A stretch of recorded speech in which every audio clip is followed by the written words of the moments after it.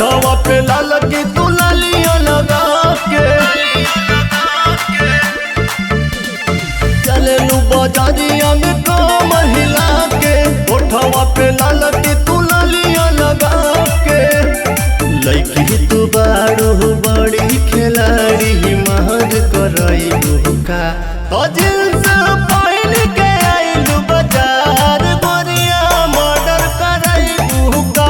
तो जींस पहन के आइलू बाजार गोरिया मर्डर करई का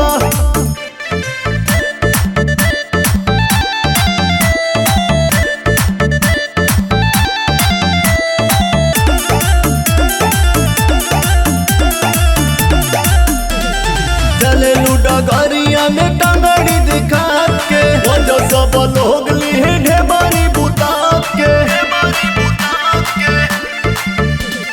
चले लूडा गरिया में टंगड़ी दिखा के वो जो सब लोग लिए ढेबारी बुता के